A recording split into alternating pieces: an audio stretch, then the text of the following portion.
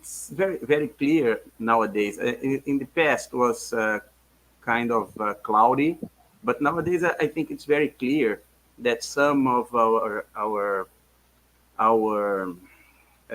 authorities were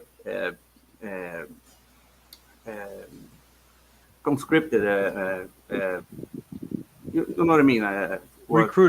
Recruited to fulfill some of these roles because of a series of very, very strange behavior after the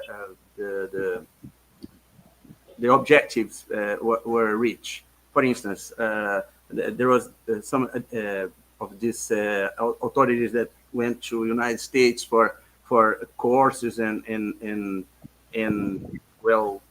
trainings, and they went there to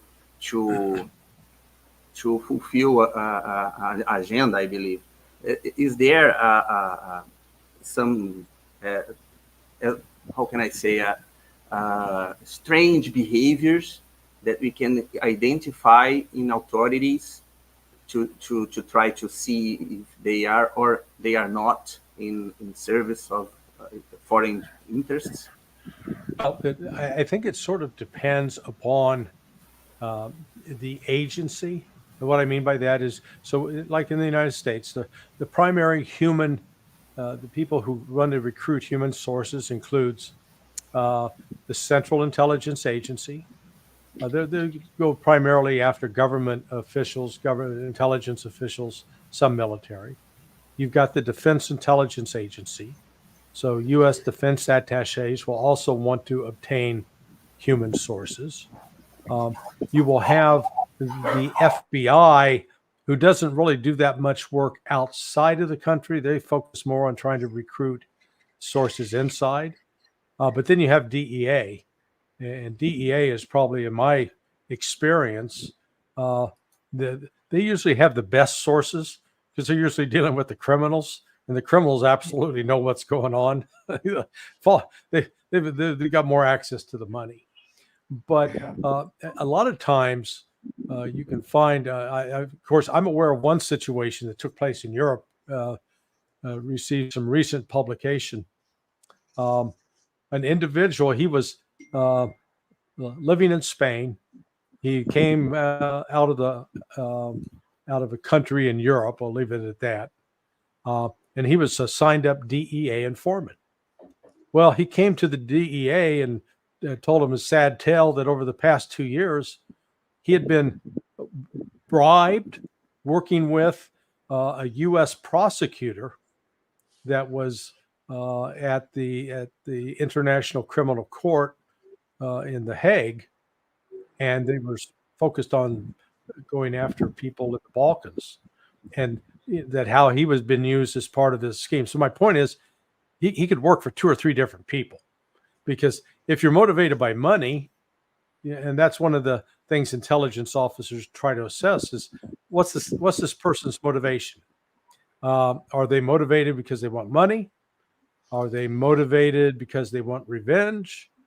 Are they motivated because they genuinely, they're a ideologue, a patriot? Are they motivated because they're wanting to have sex with multiple women? I mean, I know of one, in one case, a buddy of mine, he was running an Iranian, and this Iranian had a dream that he wanted to go to Las Vegas and sleep with 2 women at the same time. And so here's my CIA buddy. He was walking around like a pimp in Las Vegas looking for 2 hookers to take care of his guy. So, it's just they can cover a whole range of things. When you get all that out of the way, you got to come back to the central question. What kind of information are you looking to get? What do you want to know?